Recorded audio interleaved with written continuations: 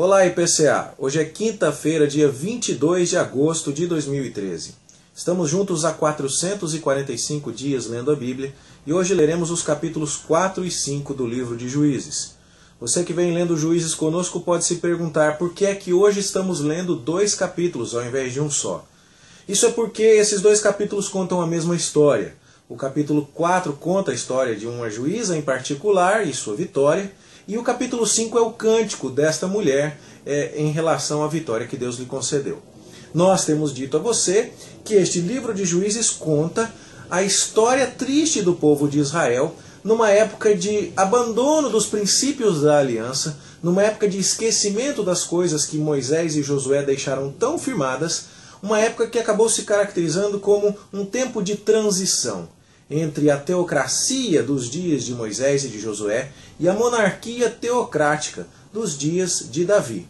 Então, esse livro nos conta tudo o que acontece entre Josué e a época de Samuel e Saul, posteriormente a época de Davi.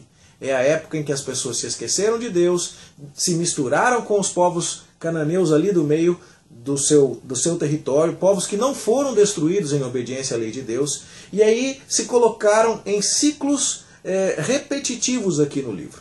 O ciclo de apostasia, servidão, súplica e libertação. O povo abandona Deus, Deus manda inimigos para discipliná-lo, o povo se arrepende do seu pecado, clama a Deus por libertação, Deus manda o juiz consegue vitória militar, enquanto o juiz está vivo o povo tem algum alívio, mas assim que o juiz morre, o povo desobedece novamente, todo o ciclo é inaugurado outra vez. Já dissemos a você que foi esse o caso. Nos dias de Otiniel, que é o primeiro juiz do livro, lá no capítulo 3, nos dias de Eude, ainda no capítulo 3 é narrada a sua história, e nos dias de Sangar, que é o terceiro juiz, narrado na parte final do capítulo 3, com pouquíssimos detalhes. Neste capítulo 4 nós temos a história de Débora e de Baraque.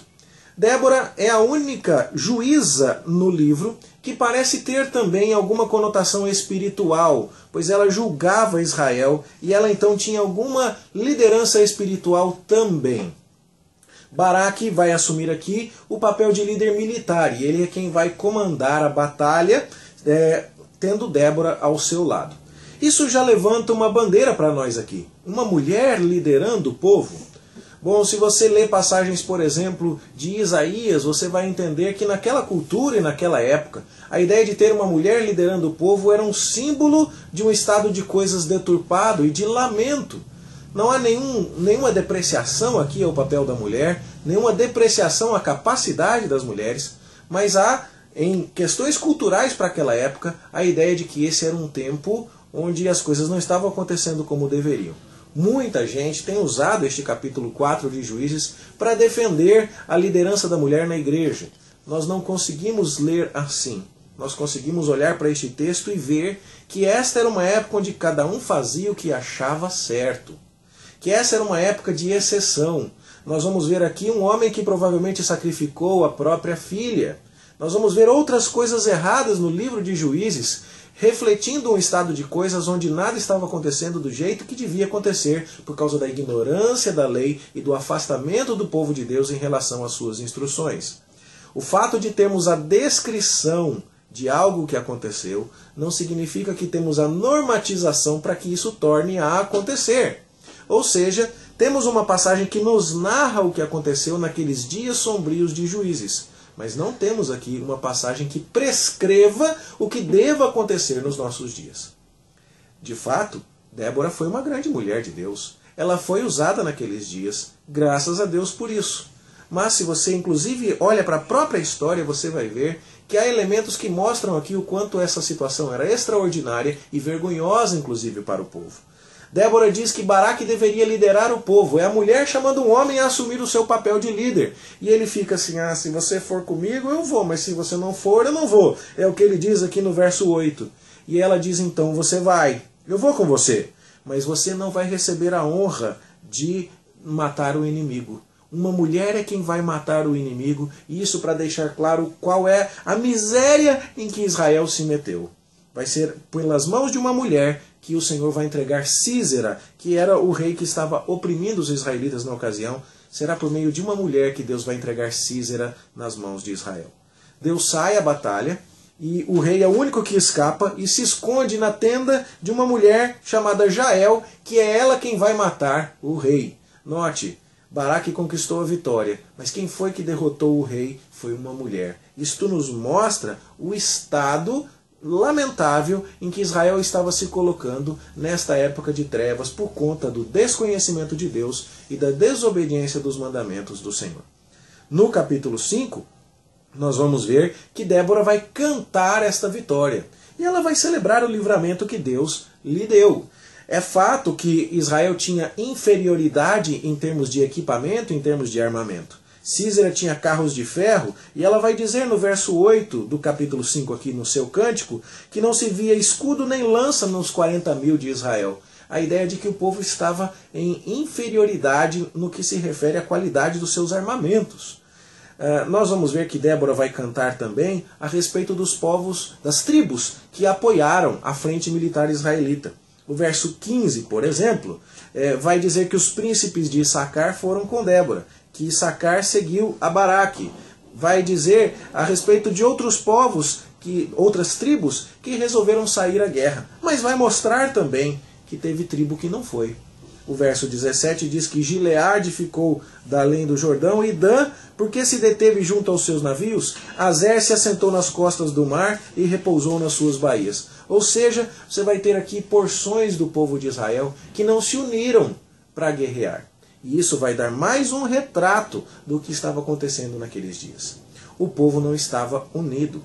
O povo que tinha um só Deus, uma só história, um só santuário, quando se esqueceu disso, se dispersou.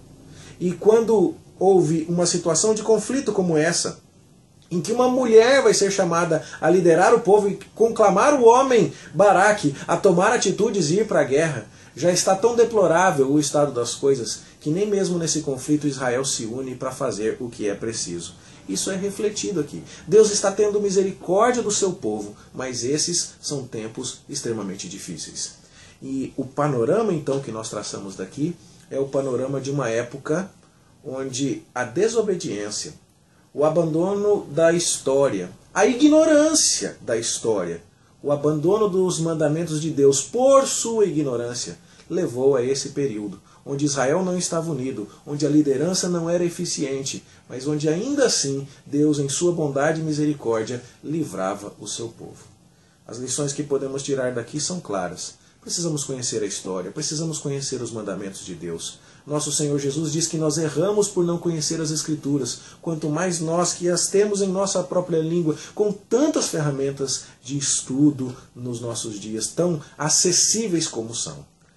Vamos nos lembrar disso, vamos buscar o conhecimento da palavra do Senhor, para que não tenhamos que enfrentar situações como estas que Israel enfrentou.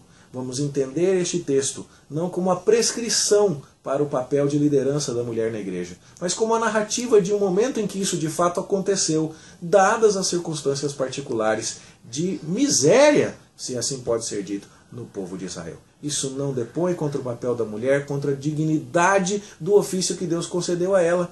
Nós cremos que o papel que Deus deu ao homem e deu à mulher é maravilhoso porque foi o próprio Deus quem desenhou. Mas a liderança sempre esteve a cargo de homens, e quando vemos isso acontecendo aqui com uma mulher, vemos a situação de inversão, de abandono dos valores de Deus reinando em Israel naqueles dias. Isso nos faz entender mais uma vez o propósito do livro de Juízes. Mostrar para nós, mostrar em especial para os israelitas daqueles dias, a necessidade que Israel tinha de um rei que levasse o povo em direção a Deus, de um líder que unisse os povos que estão separados aqui na hora de guerrear, que unisse as 12 tribos que não caminharam juntas nesse episódio de Débora e Baraque. E então, mais uma vez, nós temos os nossos olhos levados ao Senhor Jesus Cristo, o Rei verdadeiro, que obedeceu, que nos leva a obedecer a Deus, que nos une em torno de um só propósito. Daí a importância de vivermos em comunhão, de vivermos unidos em torno da verdade, algo que só conseguiremos quando nos apegarmos aos mandamentos do Senhor e quando soubermos a história da qual todos nós somos participantes comuns. Que Deus nos abençoe neste objetivo, que nos una mais em torno da verdade, que faça de nós um só povo que guerreia junto e que segue a sua vontade revelada para a nossa própria felicidade. Que seja assim em nome de Jesus. Vamos orar? Senhor, te agradecemos por esta porção da Escritura que hoje lemos e pedimos a tua misericórdia sobre nós, para que, conhecendo a tua palavra, conhecendo a nossa história e os teus mandamentos, possamos viver em obediência, colhendo bênçãos disso. Une o teu povo em torno da verdade e dá que pelejemos juntos pela causa do Evangelho. É o que nós te pedimos em nome de Jesus. Amém. Bom estudo, boa leitura para você e até amanhã, se Deus quiser.